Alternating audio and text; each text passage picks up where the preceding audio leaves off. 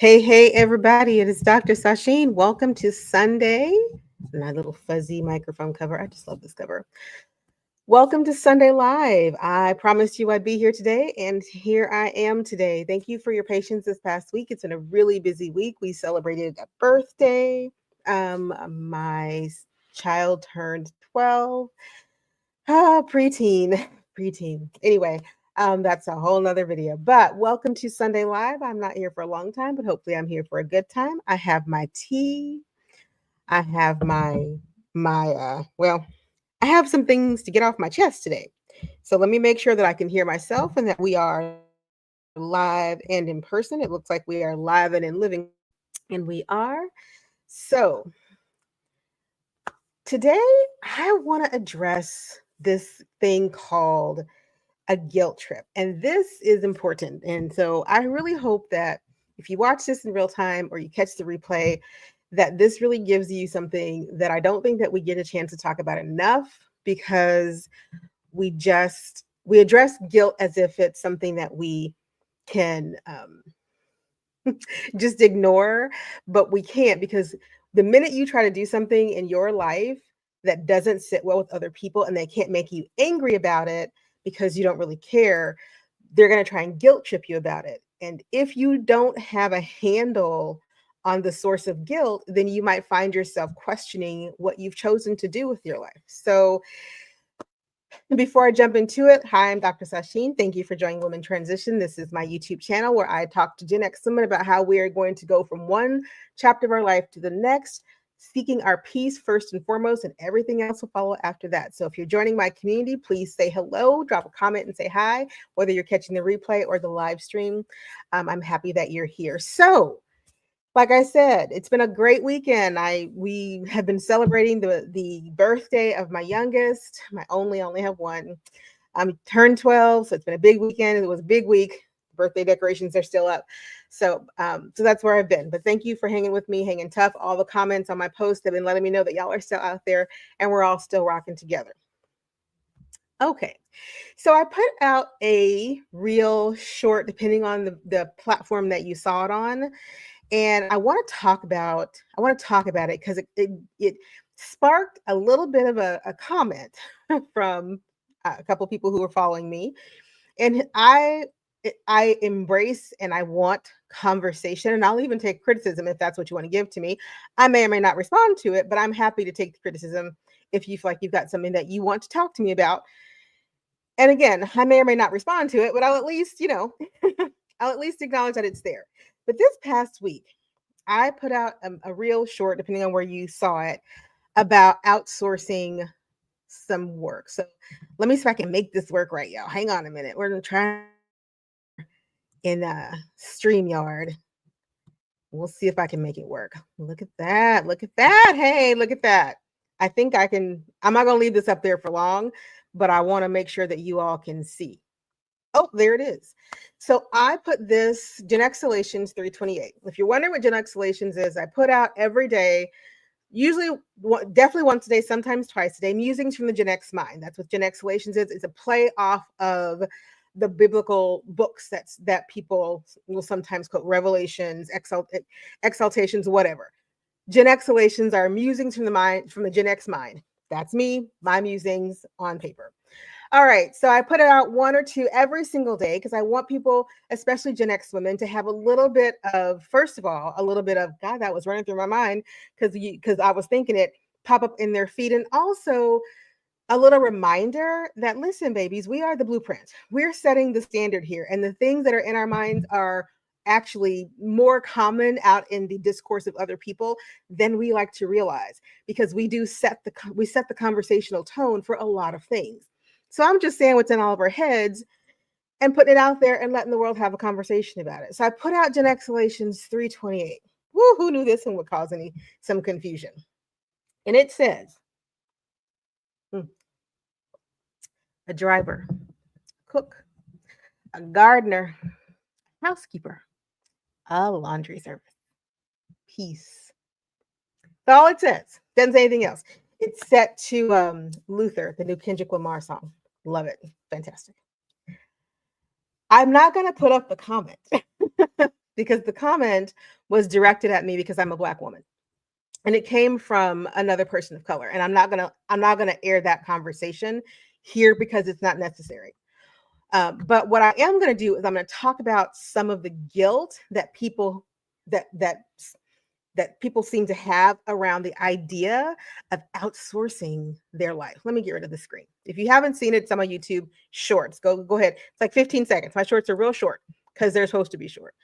I want to talk to you about why we are a generation of women, especially, who really struggle with this idea of letting go of some things in our lives that we don't necessarily enjoy doing, that we think we're supposed to be doing, that there's some kind of stigma associated with getting help for things. And woo, that stigma. Oh, baby, that stigma. And because of that, we lash out and we push back against people who have chosen to take the burden out of their lives, who actually have simply decided that I don't have to bear the burden of a lot of stuff here. So I put out that reel, and the pushback, one of the pushbacks, was, which you can read on TikTok, I think is where I saw this one, was, oh, so you want us to have servants? And I was like, well, yeah, I do want you to have servants. I mean, you don't have to call them servants. I don't care what you call them, but I do want you to have people who do things for you in your life that will allow you to free up your time to do the things that you love. I'm I have I grew up a blue collar kid, working class poor, okay? Parents have always worked one, back when one job could do it. One job, but still the ends didn't always meet when I was growing up. Okay? My grandmother, God rest her soul, um cleaned houses for a living her whole life, as far as of when I knew her as an adult in her life, obviously as a grandchild.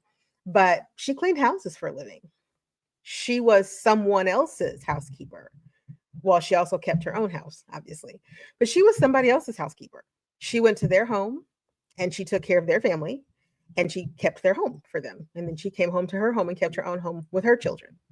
And so I don't come from the world that had a silver spoon in their mouth, who grew up with somebody else to take care of them.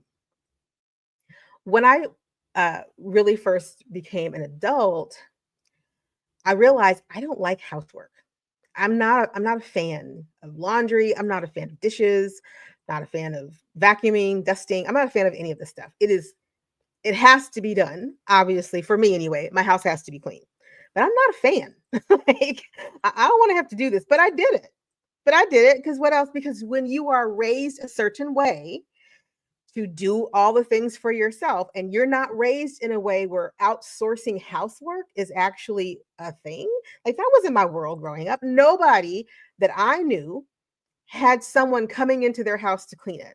No one that I knew had a lawn service. No one that I knew outsourced their laundry.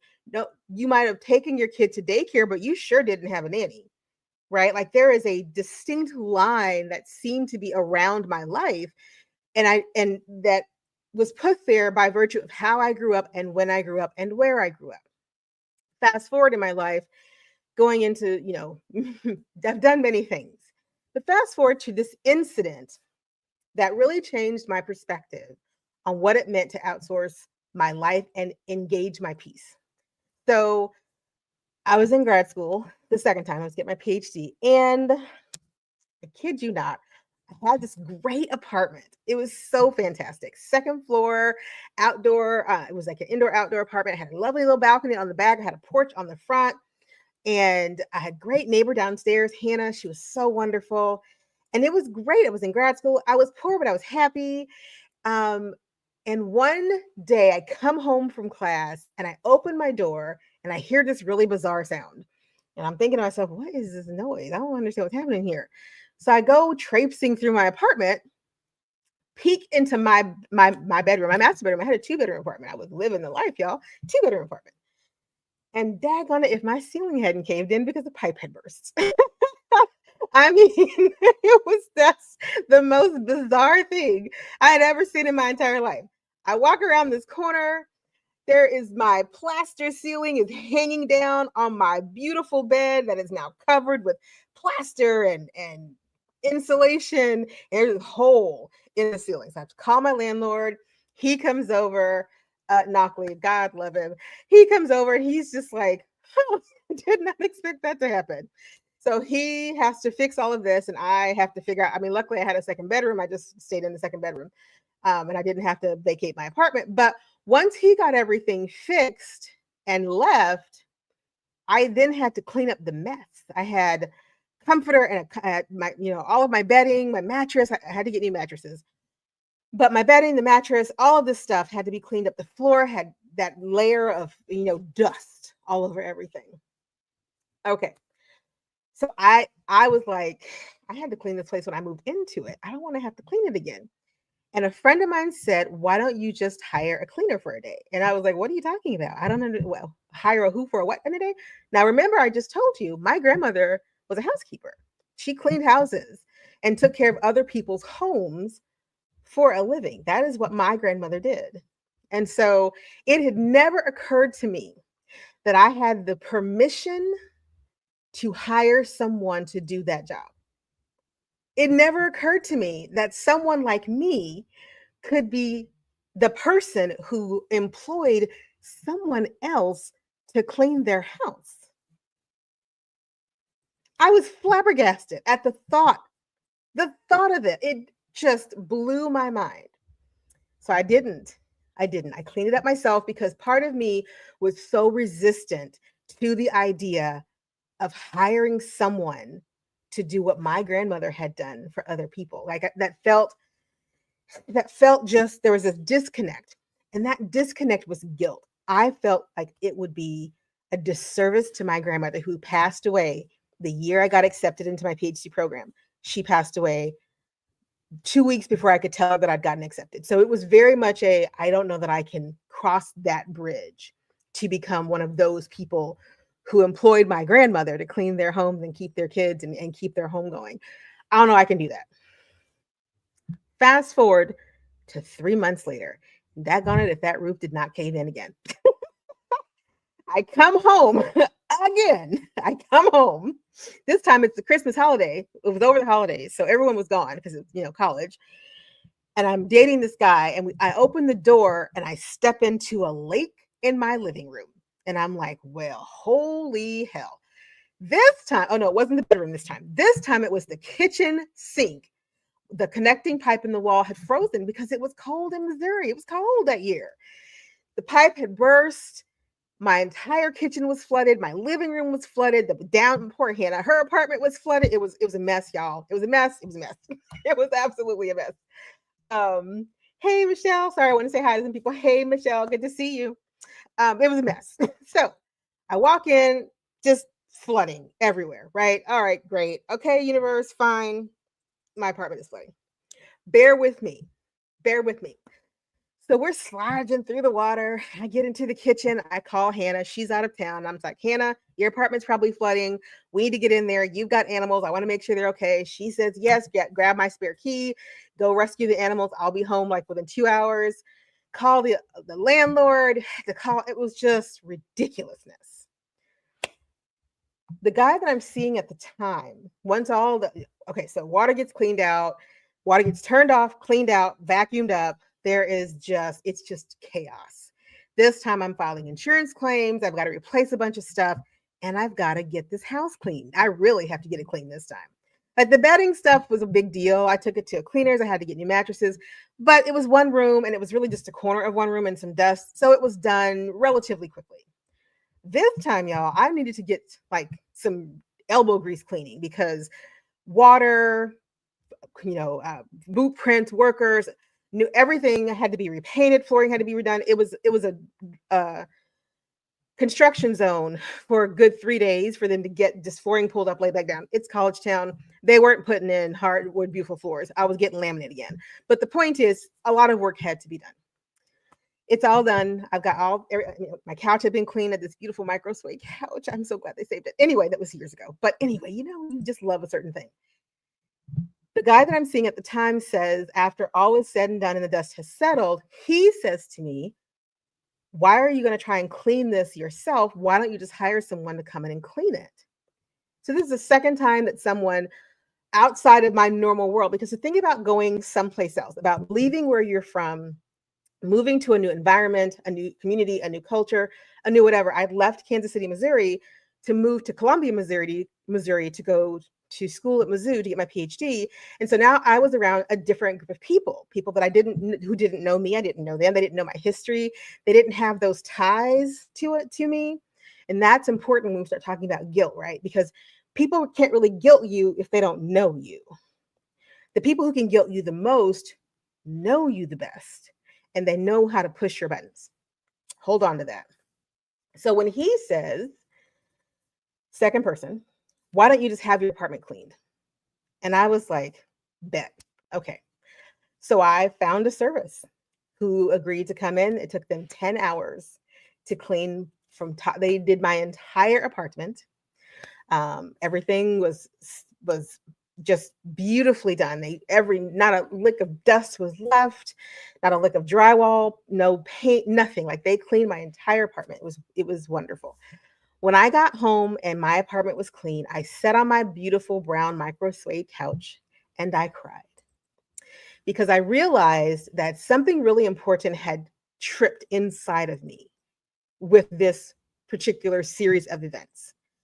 I had crossed a threshold, a invisible threshold, from not believing something is possible for me to believing that I deserve something.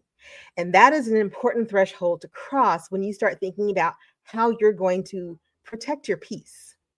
I could have cleaned that house. If I had called my family and said, hey, my apartment has flooded again, y'all want to come down in the middle of December and help me clean it? They would have probably said, we don't want to, but we will. Or I could hire someone to clean my apartment. Now, the person who suggested it made a really good point, which was, you're putting someone to work. You're going to pay a fair wage for a service. And there's nothing wrong with hiring someone to do the thing that you don't want to do. People do it all the time. What makes you any different? Woo, hang on. What makes you any different than people who hire people all the time to do a job? And here's what made the difference. Here's why there was in my spirit for a moment, the first time someone suggested hiring a cleaner, not even a housekeeper, just a cleaner, someone to clean my house. Because my grandmother, this little Black woman from Arkansas, had cleaned houses for a living. She was a service for a family. She provided a service. She was a human being, but she was a service provider who got paid by a family to come and clean their home. And that, for a lot of us, especially Black Americans in this country, those steps from how we got here to where we are very close together. From being forced to do labor to being paid to do labor, that chasm, not that far apart when we didn't have a choice to now we can get paid for it.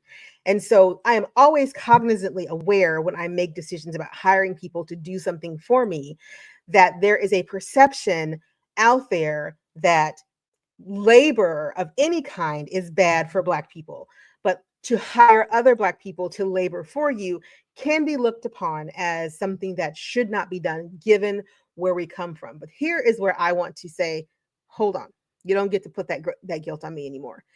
When I hired that person to clean my apartment, and the person that I was with said, you are hiring someone to do a job. You are supporting a small business or independent contractor.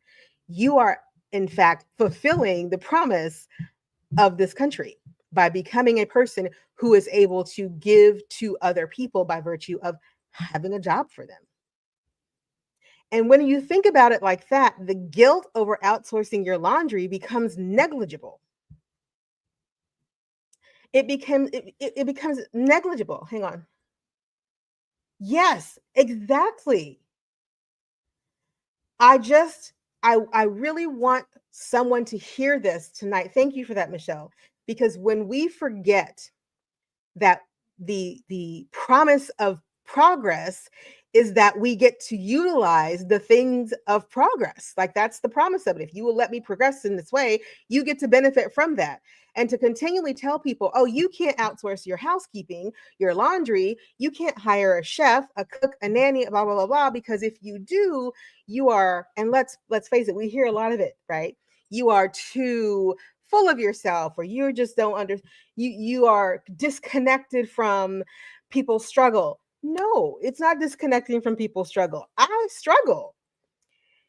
And I know how to make myself not have to struggle. Let me drink some tea. We're going to keep on going. So when I finally hired someone to clean that apartment for me, I was like, okay, this is the best thing since sliced bread. I didn't have to do it. I didn't want to spend 10 hours. I didn't have to spend 10 hours. It was worth every penny I spent to not have to deep clean that apartment. Now, it took me a number of years later to begin to see how many other ways I could outsource housekeeping duties and things like that to make my life easier. But that was the real moment where I realized when he explained it to me and said, by doing what you're doing, you are feeding the economy. You're literally feeding the economy. People out here are running small businesses cleaning, and you just hired someone to clean. How could that be wrong? How could that be wrong? So let's go back to the comment. The criticism that I got when I posted that reel that I'm encouraging people to have servants. You can call them what you want to call them. I don't care what you call them. If you think that the word servant triggers you in some way, don't call people servants then. Call them workers, call them family. I don't care what you call them, but call them to help you make your life easier. Call them. Where are the places that I personally have outsourced that has given me the most peace and has cost me a lot of money to do so, but I'm gonna talk about that in a minute, but has given me the most peace of mind? Oh my gosh. Hiring someone to clean my home. That's one of the very first things that I did. And to this day, I got that first hire was back in the early 2000s. To this day, I still have someone come in and clean my home. Not every week, once a month. That deep clean, life-saving. It's life-saving. I outsource my laundry. Every week, someone comes and picks up our laundry, takes it away, washes it, folds it, brings it back. Now, when I had I've had apartments with laundry service in them. I have washer and dryer. I don't like to do laundry. It's not my favorite thing. I don't like standing over the laundry. I hate folding it. It's not something I like to do. The new apartment that I live in right now, we haven't been in terribly long, happens to not come with, it's an older building. It didn't come with a laundry service in the building. It has a dedicated laundry service in my particular unit, but my apartment doesn't have its own washer and dryer. I didn't care. I wasn't going to do laundry anyway. I wasn't going to do laundry anyway because I don't like doing laundry. And with a baby, so I learned the value of a laundry service when I was pregnant with my son. And we decided to use cloth diapers as opposed to disposable diapers. Well, I lived in a very small town in Washington State in the middle of nowhere, but I could get a diaper service. So that's what I did.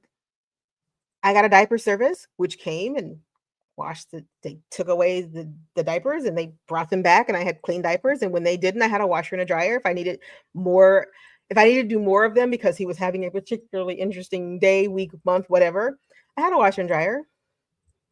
I lived in the middle of nowhere. There wasn't laundry services, but I could get a diaper service. And that's exactly what I did. And I could only do that because I had tripped the trigger in my head back in grad school during the floods that said, it's okay to be the person who gives someone else an opportunity to work. It is completely okay to outsource a chore that you have zero interest in doing. It is no shade or shame to be the person that says, I have a housekeeper. I have a person who cleans my home. I have a person who drives my car. So laundry service, that was the second thing I ever outsourced. First, it was with little nappies, and then it was with actual laundry. Third thing I ever spent money on was a driver. It was a driver. I lived in New York. I had to get to the airport sometimes or to the train station because I had to travel. I don't know if you've ever driven in a major city, but New York is not only a major city, but it's also a city of islands and bridges and tunnels and crossways. And the driving is a lot. And I hated having to park my car at the airport or the train station. So I found this service that would drive my car for me. They would send me a driver who would take my car, take me to wherever I was, bring my car back home, and wash and detail my car for me while I was gone. I didn't use it all the time, but I never would have even looked for something like that if I hadn't already crossed the bridge that said, my path to happiness lies over this bridge of not doing things I don't want to have to do all the time. And I don't want to have to sit in traffic and be stressed out when I can just sit in the back seat and get my work done while somebody else is driving my car. And that person will gas my car up, wash and detail it, and park it back at my house. And then the day I land or get back from my house from my trip to the train station, they will go get my car and come and get me and take me back home. That's it. It was worth the money for those few times that I needed that service to have it handy. Once you do one thing, you start looking for the other things, right? You start looking for, how can I outsource this? Is it possible to outsource this? Can I get rid of this? And when you make peace, when you make peace with the idea that money can buy you happiness, somebody's going to get in my comments and say, if you are not happy, money can't buy you happiness. Money can drive you right up to happy's door and help you ring the doorbell. And if you can think about it like this, for the amount of money it takes to have my laundry done every week, it's not, we go through about the same amount of laundry every week. If you think about it, you wear pretty much the same clothes all the time. You have just about the same amount of laundry every week. I never did laundry every day when I did have a washer and dryer in a house because I don't like to do laundry. It makes the house hot. It makes me hot. I don't want to keep track of it. So if you think about this, just logistically speaking, you wear the same clothes all the time, pretty much. And so you have the same volume of laundry produced every week. For some people, you spend Saturday morning and afternoon doing laundry. For me, on Thursday night, I bag it up into however many laundry bags I need for that week. I set it outside Thursday morning. They pick it up and I get it back on Friday. Because there's nothing in that laundry that I'm going to need because I've already worn it for that week. I've already done that. I know what my laundry is going to look like because it looks the same every week. I know that once a month when the person's coming to to do the deep clean, I'm not running around cleaning the house for her. That's what I'm paying for her to come in and go, oh, yep, see y'all later. And it's off and running. When you get into your head that you are a service procurer and that's who you're hiring is a service provider, then why does guilt have to come into that? I respect the fact that for some people, it is very difficult to even conceptualize the idea that you could hire someone else to do all of the things that you don't want to do.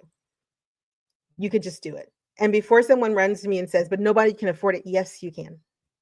When my son was born, I had the luxury of being home and being able to work from home, which was great. And at some point, I was going to have to go back to work. No way to get around that one. So 2 choices for working mothers, right? Daycare, or daycare. But there was another choice and the only reason I could even contemplate that choice is because I'd already started walking across a bridge that said there are a lot of service providers in the world that do a lot of things that will make your life a lot easier. And nanny jumped to the top of the list. I met a woman who had 3 kids and was pregnant, or 2 kids and was pregnant with the next one. And they had a nanny. She worked full time. He worked full time. They had a nanny. I was married. My husband worked full time. I worked full time. I was pregnant. And the question was, what are we going to do with this baby? Because everybody's got to work. Do we send the baby off to daycare? Which I don't know if y'all price daycare, but holy cow, even back then when he was born, it was no joke, right? It was absolutely no joke. And for the amount of money that I was going to spend in daycare, I realized I could hire a nanny for X number of hours a week, pay them a decent wage, and they could do one-on-one care for my child. And that is exactly what I did. Sat down with my husband at the time. We made a plan. We scheduled a budget. We're like, well, here's how much daycare would cost. And here's how, so if this is what daycare would cost, here's what we think is reasonable for a nanny. We got some, some quotes from people who had done this before. What's fair, what's reasonable. We paid her an hourly wage plus travel because she came to my home. So when I got up to go to work, that person came to my home to take over the duties of helping with my child. It was a game changer in my life. It was an absolute game changer in my life. Hello, Amy. Welcome to the party. And it was in that moment, again, of hiring that nanny that I recognized that I am a service procurer and she is a service provider. And because I was able to make that shift in my head, peace opens up. It just opens up. I didn't have to worry about my kid in daycare and getting there to pick him up and making sure he gets there on time. And if we're late, there are fees. And what if my husband got caught on the pass because it snowed and he couldn't get there? What if I had to teach late or something ran over at college and I couldn't get there? What if he's sick? Like all of these things that come with daycare, I got rid of because I left my child at home with someone to care for them. I made sure she was pediatric certified CPR. She had to have all of her vaccines and immunizations if she was going to do it. She couldn't wear perfumes or anything because we're a no perfume household. I had a checklist. I did background checks. We pulled the trigger and we just never looked back. We just never looked back. And it was the freeing up of the time and the worry, the mental worry that just solidified, man, if you can outsource things that make you feel better, why aren't you doing it? Ask yourself right now, if there were things in your day that your week, your month, that you just didn't have to do, how much more time could you devote to reading? How much more time could you devote to going on a yoga retreat? How much more time could you devote to your health, to going for a walk, to playing with your kids because someone else is already taking care of dinner? To going on vacation because someone else is going to make sure the house is clean, to enjoying your life because someone else is going to walk the dog. All of these places where people have learned to outsource their life is because they want more of their own time. And so when I got the pushback from that reel about hiring a driver, a laundry service, a cook, a gardener, what I realized is that there's so much of our mindset that says, if you aren't suffering for the things that you want to do, then you don't get to do them. That's what guilt is. That's what the guilt trip is from so many people. Oh, you can't outsource your life like that because you need to suffer so that when you get to do the things that bring you joy, you will feel grateful for them because you suffered. And my mantra, which is now your mantra because you're here with me, is no, we're not trauma bonding anymore. We're saying no to things and yes to peace. We're saying no to things and yes to peace. And Gen X ladies, you have worked a long time. You're still working. You're still grinding away. You're still hustling. You're still building businesses or you're still working businesses, running businesses, being employees. You're still doing all of the things of your life. Have you looked around lately and said, you know what, if somebody else would come in here and do this laundry once a week, it would make my life a lot easier. And then stopped yourself from pulling the trigger on it because what will people think if I tell them someone else does my laundry? What will people say if they see my car getting detailed oil changed and whatever on the driveway? Because why am I going down to whatever to get my oil change? I can have that same oil change done in my driveway plus a tip. And then I didn't have to go anywhere. What are people going to say when they see the delivery service showing up with my meals every week? How am I going to justify the fact that I don't clean my house? Someone else cleans my house. One of the funniest things I get when I talk about laundry, the pushback is, I can't believe you let somebody else washed your unmentionables. And I say things like, I can't believe you let, I mean, if that's the case, I mean, if it's gonna be about my unmentionables, which I have no issues with because laundry, they go in a little dainty little bag and they all get washed together. I was just like, ma'am, I've given birth to a child. There's not much of me that hasn't been mentioned at some point. I mean, it's just there just isn't. So I'm not gonna get all head up because somebody sees my little lacy things from Victoria's Secret or Lane Bryant. Are we kidding? Are we adults here or not? Because I'm trying to understand who cares. Hang on a second. I got comments. Yes. Thank you. T and Taylor, thank you. As the grandchild of a woman who cleaned houses for a living, I had to get over the mindset that I shouldn't hire people to work for me because that, again, like I said in the beginning, and I'm keeping it a buck with you all. For a lot of us, especially in the Black American community, the bridge from where we were forced to labor to where we can be paid for labor is not far. It is not far enough. So when we realize, oh, I can hire somebody to do this, we have to wrestle with some generational guilt. And we have to remind ourselves it's okay to pay people a fair wage to do something that I don't want to do because I can pay people to do that. And that's one of the things I said back to the person who was very upset with me and telling me that I wanted to hire servants. And I was like, well, you can call them what you want to call them. I need a service.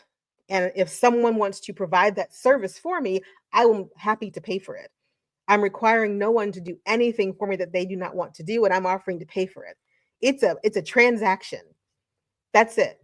It is a transaction. It is not steeped in anything for me except I have a need, you have a solution, we can work together or we cannot. And if you don't want to do it, I'm going to move on to the next person. It's not always easy though. And I get that. But what I want you to take away is this 4 things. I know it's been story time, so hopefully you've enjoyed the story. But 4 things about how to get off this guilt trip. Number 1, probably most importantly, the path to peace for you does not have to be the path to peace that I have walked down. The things that are going to bring you happiness and peace may not be the things that other people would say are very happy inducing or peaceful.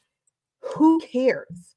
You don't owe anybody an explanation for why you hired a gardener and you live in an apartment. You don't owe anybody an explanation for why you sold your car because you don't need to drive anyway, and you just hire drivers and haven't ever picked up an Uber because you use a car service. You don't know an explanation to anybody for why you sold your house and bought an apartment in another country. You don't owe anybody any explanation for your path to peace. Not a soul. That's the first thing. The second thing is to unravel the guilt over those kinds of decisions, reframe the conversation in your head. Just simply reframe it. I need a service and I'm willing to pay for that. Who can I find that provides that service at the price that I'm willing to pay? That's it. If you remember that a lot of our lives are fairly transactional, then you can begin to remember, okay, I simply have a service that I need a service provider for. And to get that service, I'm going to pay X, Y, and Z service provider. Where's the guilt in providing a job to someone who needs one? Where is that guilt? No one says to the entrepreneur who has to put together the janitorial crew for the government contract that they just won, they need 10 people on that crew to go execute that job. No one says to that person, so are you sure you should be hiring people to clean somebody else's office space? Doesn't that feel a little bit like servitude to you? No one says that. No one ever says that. No one says to Apple or IBM or any of these places that hire employees, don't you think it's odd that you want to pay people to come into your place and do these things? No one ever says that. So the guilt that you feel because you want to bring someone into your personal life to take care of things that are kind of transactional in nature is because other people have said you should be responsible for these things. And if you do not, you are lazy or you are betraying some cultural code that you should be adhering to. Reframe that in your mind to, I have a need Someone has a solution and I've got the money to pay for it. That's it. That's all that's happening here. That's number 2. Number 3, do not tell people. Oh, hang on just a moment.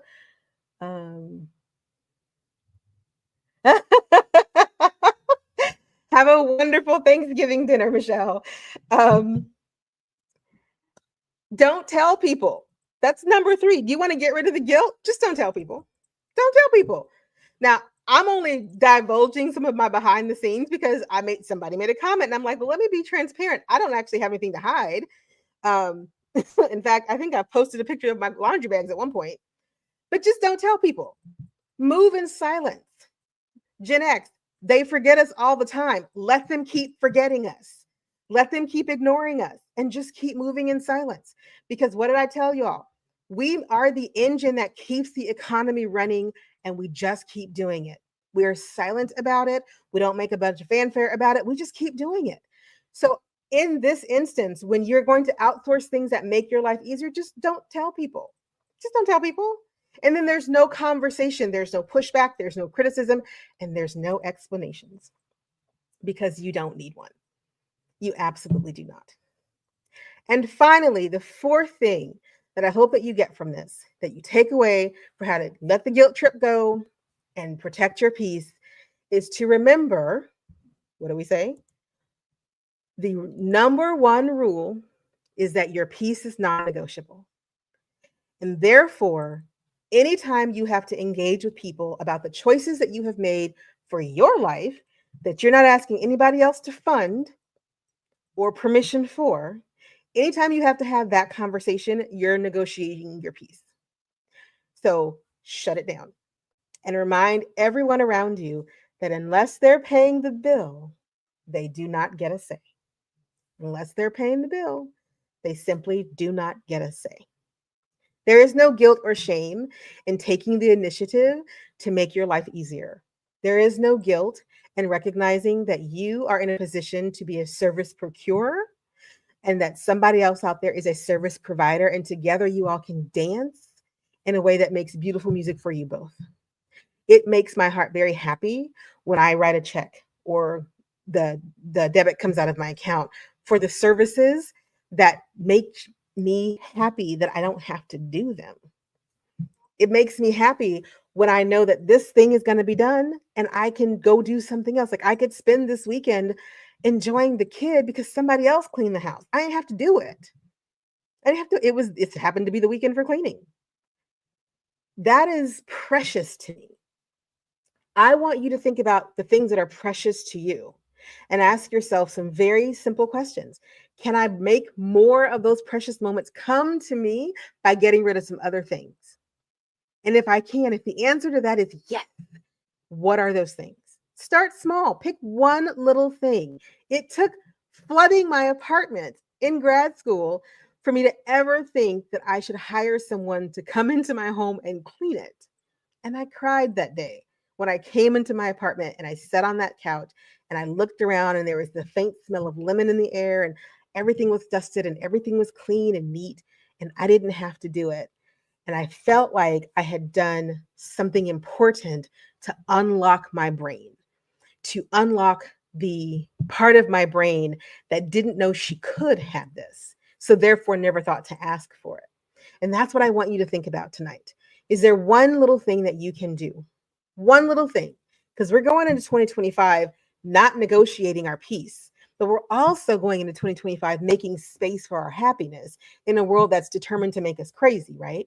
So how can we support each other? How can we make spaces in our lives so that we can support ourselves and each other in ways that makes peace so much easier to get to? Whether it's hiring someone to come and clean out the winter garden because you don't want to have to get out there and tackle it, or clean out the shed, or go through those clothes in your closet that you haven't worn for I don't know how long, and you're not going to wear them, but you won't get rid of them because you might one day lose 20 pounds. Hire that person, that reseller who would love to come into your home, go through your closet, find the things that would resell and sell them for you. Make a little money, get rid of some stuff that's holding you down. The service provider economy is huge. And if you can step into it, and allow people to help you make peace in your life, then the guilt trip will come to an end, because it is most important and more important to protect your peace. I'm so glad that you all had a chance to hang with me today. I really appreciate it. Let me check the comments. I'm listening while I vacuum the apartment thinking, yes, trust me. Trust me. TNT Taylor. I listen. It when I know someone's when I first hired my first that first person to come and clean my house after the flood, I couldn't clean. Child, there was stuff everywhere. There was dust everywhere. They had cleaned it. They had put all the stuff back together, but my apartment was a disaster. Was a disaster. When I finally was able to hire someone to come and clean once a month, that means that I do have to keep my apartment fairly, keep our home fairly together, during the week. But what it does mean is that I'm less likely to vacuum because somebody else is going to do it. I mean, I vacuum the big areas, but I'm not getting in the nooks and crannies and corners because I hired someone to do that. It is okay, however you get there, to get there. What I want you to think about is, how do I get there?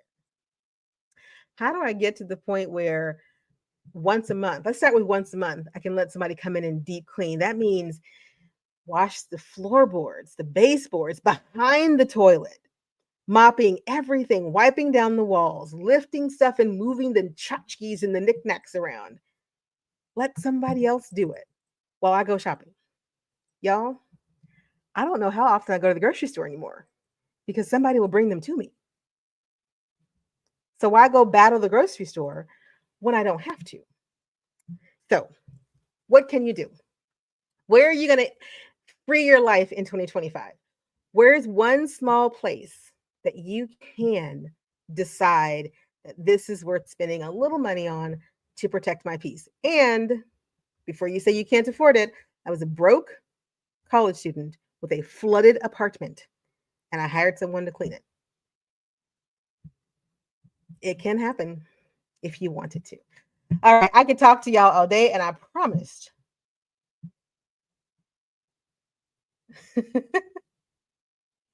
They absolutely need to mind their business. She's right. TNT Taylor is right. And that's why I said the third thing on that list is quit telling folks what you're doing. Quit telling folks what you're doing. It is none of their business. If they are not writing the check or funding the debit, none of their business. When you spend extra money to expedite that package from wherever you ordered, nobody cares. Nobody's footing that bill for you. So why are you telling them that you paid someone to come to your house and change your oil? Why are you doing that? I'm telling you, in the dead of winter, I'm not going out there to shovel that drive. I'm not doing it, but somebody else will, and I'll happily pay them for it. Not a problem, because for someone else, I'm a service provider. I'm a service provider, and because I have now come to understand that it is a give and take. I provide services to others who pay me so that I can procure services from others and pay them. And in that way, we're all helping each other. Women helping women. Go out there and find women who will help you do the things that you want to do to make your life better. All right. I promised you all that I would not take up a lot of your time. And here I am just yammering away at you. Thank you so much for joining me. Have a fantastic rest of your Sunday.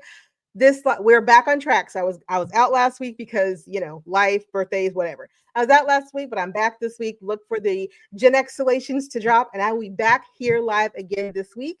So hopefully you have a fantastic rest of your Sunday. Thanks for tuning in. Have a wonderful rest of the day, y'all. As my hair just sticks out on end, and it's just a nut kind of day. Bye.